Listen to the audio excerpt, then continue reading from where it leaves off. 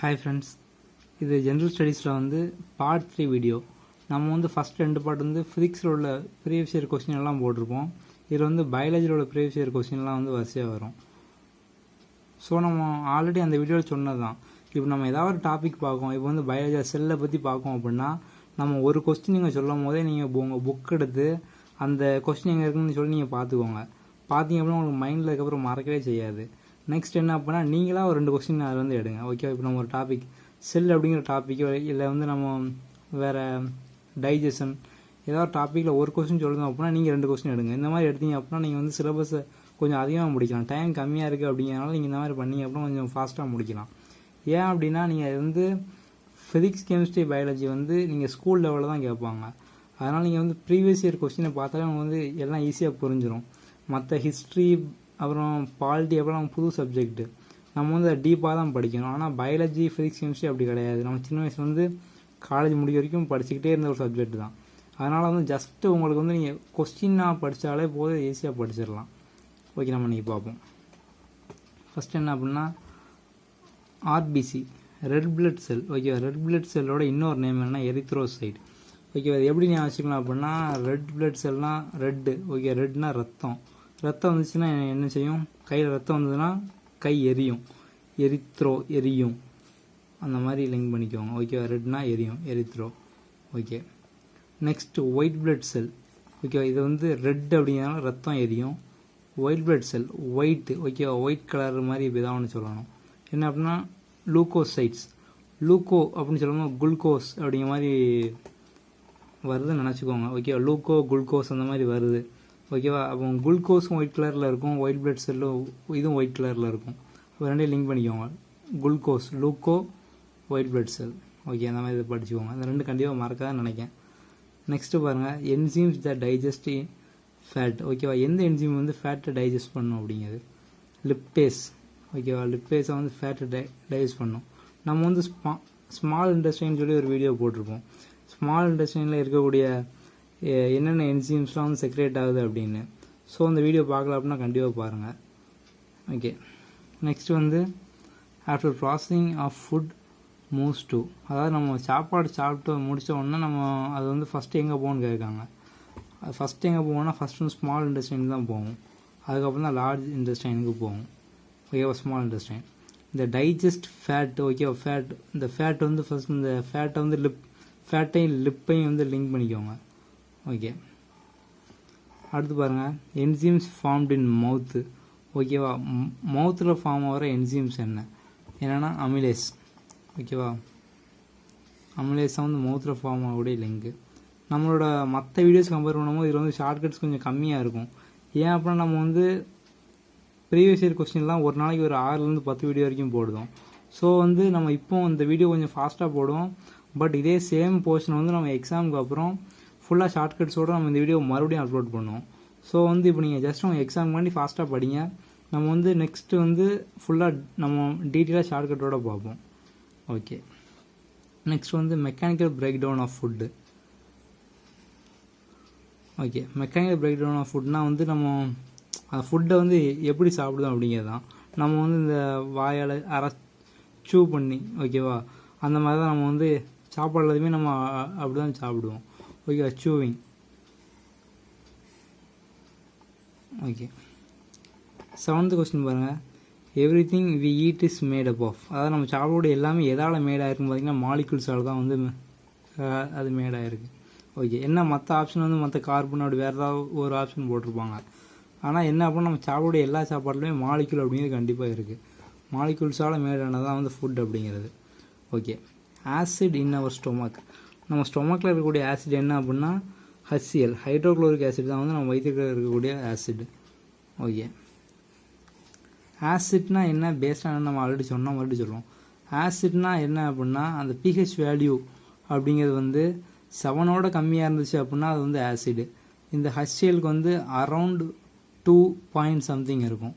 Okay, இப்போ வந்து 7ஓட கம்மியாக இருக்குது, அப்போ இது ஆசிடு. இதுவே பேஸ் அப்படின்னா 7க்கு மேலே இருக்கும், அதான் வந்து பேஸ். எக்ஸாக்டாக 7 இருந்துச்சு அப்படின்னா நியூட்ரல். நெக்ஸ்ட் என்ன அப்படின்னா ஆசிடில் வந்து கண்டிப்பாக ஒரு ஹைட்ரஜன் இருக்கும். ஹைட்ரஜன் H+ இருந்தால் தான் அது ஆசிடு. இப்போ பேஸ் அப்படின்னா என்னென்னா ஹைட்ராக்சைடு இருக்கும். ஓகேவா. ஹைட்ராக்சைடு இருந்துச்சுன்னா அதான் வந்து பேஸ். ஓகே, நம்ம அடுத்து அந்த கெமிஸ்ட்ரி சொல்லும்போது அதுவும் கம்ப்ளீட் சொல்லுவோம். ஓகே, 9th ஒன் பாருங்கள். Removal of waste product from our body. என்னென்னா நம்ம உடம்புல நடக்கக்கூடிய ஒவ்வொருக்குமே வந்து ஒவ்வொரு பேர் உண்டு. நம்ம வந்து மூச்சு விடுதோம், அது பேர் வந்து ரெஸ்பிரேஷன். சாப்பிடக்கூடிய சாப்பாடு வந்து டைஜஸ்ட் ஆகுது, அது பேர் வந்து டைஜஷன் அப்படிங்கும். அதுமாதிரி வந்து வேஸ்ட்லாம் ரிமூவ் ஆகிறதுக்கு பேர் என்னென்னா எஜிஷன்.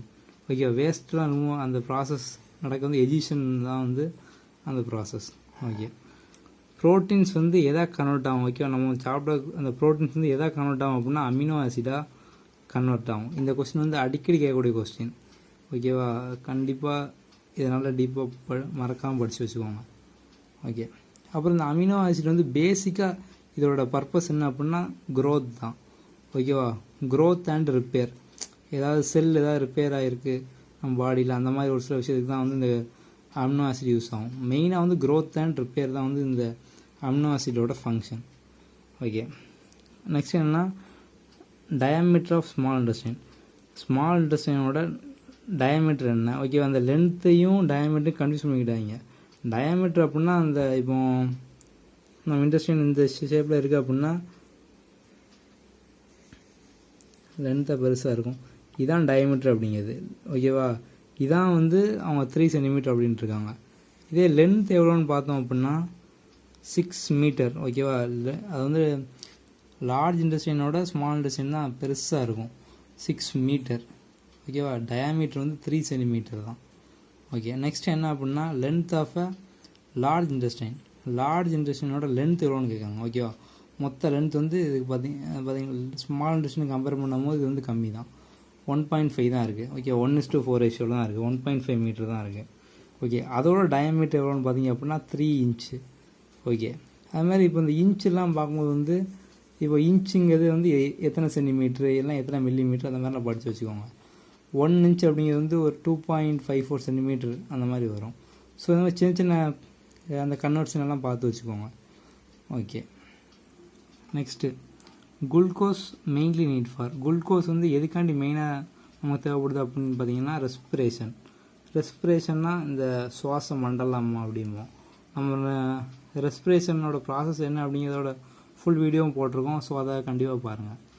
ஓகே, நெக்ஸ்ட்டு செல் அப்படிங்கிறது. ஓகேவா, இந்த செல் அப்படிங்கிறத வந்து யார் டிஸ்கவர் பண்ணால் அந்த வேர்டை யார் சொன்னா அப்படின்னு சொல்லி நம்ம பார்ப்போம். அந்த செல் அப்படிங்கிற வேர்டை முதல்ல காயின் பண்ணவர் வந்து ராபர்ட் ஹூக் தான் வந்து அந்த செல் அப்படிங்கிற வேர்டை சொன்னார். ஆனால் ஃபஸ்ட்டு லிவிங் செல்லை கண்டுபிடிச்ச யாருன்னு பார்த்தீங்கன்னா லீவின் ஹோக் தான் வந்து ஃபஸ்ட்டு லிவிங் செல்லை கண்டுபிடிச்சார். அந்த வேர்டை காயின் பண்ணது மட்டும்தான் ராபர்ட் ஹூக் அப்படிங்கிறவர். ஓகே, நெக்ஸ்ட்டு செல் வால் அப்படிமோ. ஓகேவா, இப்போ வந்து அனிமல் செல் பிளான்ட் செல் ரெண்டுன்னா இருக்குது.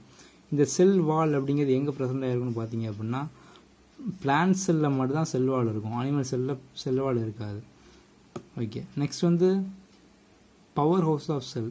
ஓகேவா, பவர் ஹவுஸ்னால் செல்கள்லாம் உருவாகக்கூடியது. அதெல்லாம் எங்கே அப்படின்னா மிட்டோகாண்ட்ரியா.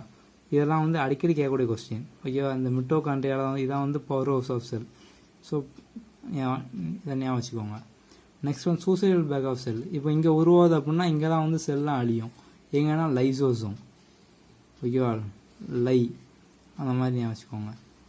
மிட்டோகாண்ட்ரியாவில் வந்து அது உருவாகும், லைசோசோமில் வந்து அது அழியும். சூசைடல் பேக் ஆஃப் செல் வந்து லைசோசோம். ஓகே, நெக்ஸ்ட்டு பாருங்கள் type of cell division unicellular organism. ஓகேவா, என்ன அப்படின்னா type of cell division unicellular organism என்ன அப்படின்னா நம்ம வந்து பொதுவாக மனுஷனுக்கு வந்து ஒரு கை கால் போயிட்டு அப்படின்னா அவனுக்கு மறுபடியும் வளராது. ஆனால் இதுவே வந்து இந்த பள்ளிக்கு வால் கட் ஆகிட்டுன்னு வச்சுக்கோங்க, கொஞ்ச நாள் கழித்து பார்த்தோம் அப்படின்னா அந்த வால் வளர்ந்துடும். ஏன்னா அது வந்து அந்த செல்லே வந்து அதுக்கு ரீப்ரொடக்டிவ் சிஸ்டம் இருக்கும். ஒரு செல் அது நம்ம வந்து 2 டாட்டர் செல் அப்படிமோ. ஓகே, ஒவ்வொரு செல்லேருந்து இன்னொரு செல் உருவாகிட்டே இருக்கும். அந்த மாதிரி வந்து அந்த பள்ளிக்கெலாம் ஆகும். அதனால தான் வந்து இந்த மிட்டோசிஸ் அப்படிங்கிற இது ப்ராசஸ்னால வந்து அதுக்கு வந்து இப்போ வால்லாம் கட் ஆனாலும் அதுக்கு வந்து ஈஸியாக முளைச்சிடுது. என்ன அப்படின்னா 2 டாட்டர் செல் அப்படிமோ. ஓகேவா, ஒரு செல் மூலமாக இன்னொரு செல் அப்படியே கண்ணியாக உருவாகிட்டே இருக்கும். அதான் வந்து அந்த மிட்டோசிஸ். ஓகே, நெக்ஸ்ட் வந்து chemical name of vitamin C. நம்ம வந்து விட்டமினில் ஏலேருந்து கே வரைக்கும் ஓகேவா, அந்த B, B12 எல்லாம் கம்ப்ளீட்டாக எப்படி ஈஸியாக ஞாபகம் வச்சுக்கலாம் அப்படிங்கிற ஷார்ட்கட் போட்டிருக்கோம். ஸோ அந்த வீடியோவை பார்க்கலாம் அப்படின்னா கண்டிப்பாக பாருங்கள். Okay, vitamin C. ஓகேவா, சி இது எப்படி ஞாபகம் வச்சுக்கலாம் அப்படின்னா அக்சார்பிக் அப்படின்னாலே நமக்கு என்னது, அக்சார்பிக்னா ஆக்சாப்ளேடு அப்படிங்கிற மாதிரி நமக்கு வந்து படிக்கும்போது தோணும். ஆசார்பிளேட் வச்சு என்ன பண்ணுவோம், கட் பண்ணுவோம். அப்போது கட்டு ஆசார்பிளேடு அந்த மாதிரி லிங்க் பண்ணிக்கோங்க. நெக்ஸ்ட் என்ன, விட்டமின் கே. ஓகே, இந்த கே அப்படிங்கிற வேர்டை வந்து நம்ம சயின்ஸில் எங்கே அதிகமாக யூஸ் பண்ணுவோம், ஃபிசிக்ஸ்லாம் அதிகமாக யூஸ் பண்ணுவோம். ஏதாவது ஒரு வேல்யூ கொடுத்துட்டு கான்ஸ்டன்ட்டுக்கு பதிலாக கே அப்படின்னு அந்த வேர்டை யூஸ் பண்ணுவோம். அப்போ கே இந்த கான்ஸ்டன்ட் அப்படின்னா ஃபிசிக்ஸ் ஞாபகம் வந்துடும், ஃபாலிக்யூனைன். ஓகே, நெக்ஸ்ட்டு பாருங்கள், விட்டமின் டிஸ்கவர் அண்ட் டேம் காயின். விட்டமின் அப்படிங்கிறது வந்து யார் டிஸ்கவர் பண்ணாங்க, அந்த டேம் யார் சொன்னாங்க அப்படிங்கிறது. விட்டமின் அப்படிங்கிற டிஸ்கவர் பண்ணது வந்து எஃப்ஜி ஹாப்கின்ஸ், அவர் தான் அந்த விட்டமினை டிஸ்கவர் பண்ணார். அந்த டேமை யார் காயின் பண்ணாங்க அப்படின்னா ஃபங்க் அப்படிங்கிறவர் தான் வந்து அந்த டேமை காயின் பண்ணவர். ஓகே, இது ஜென்ரல் ஸ்டடீஸை பொறுத்த வரைக்கும் ப்ரீவியஸ் இயர் கொஸ்டின் வந்து பார்ட் 3 வீடியோ. ஸோ மற்ற பார்ட் வீடியோ பார்க்கல அப்படின்னா கண்டிப்பாக பாருங்கள். இந்த பார்ட் வந்து கண்டிப்பாக ஒரு 6 to 10 பார்ட் வரைக்கும் போகும். எல்லாமே வந்து நம்ம ப்ரீவியஸ் இயரில் டிஎன்பிசி மட்டும் இல்லை, இந்த சேம் சிலபஸ் கவர் ஆகக்கூடிய எஸ்எஸ்சி, அதில் சிஜிஎல், எம்டிஎஸ், சிஹெச்எஸ்எல் எல்லாம் நம்ம கவர் பண்ணுற மாதிரி தான் வந்து எல்லா கொஸ்டினும் எடுத்திருக்கோம். ஸோ கண்டிப்பாக நீங்கள் எல்லாம் பாருங்கள். உங்களுக்கு படிக்கக்கூடிய கொஸ்டின் வந்து எல்லாமே அடுத்தடுத்து வரக்கூடிய எல்லா எக்ஸாமும் யூஸ் ஆகும். அடுத்து வரக்கூடிய விஏஓ, சிஜிஎல், எம்டிஎஸ் எல்லாத்துக்கும் எல்லாமே யூஸ் ஆகும். ஸோ எந்த ஒரு கொஸ்டினும் மறக்காமல் பாருங்கள். இது வரைக்கும் நம்ம சேனலை சப்ஸ்கிரைப் பண்ணல அப்படின்னா கண்டிப்பாக சப்ஸ்கிரைப் பண்ணுங்கள். சப்ஸ்கிரைப் பண்ணக்கூடிய பெல் பட்டனை மறக்காமல் ப்ரெஸ் பண்ணுங்கள். தேங்க்யூ.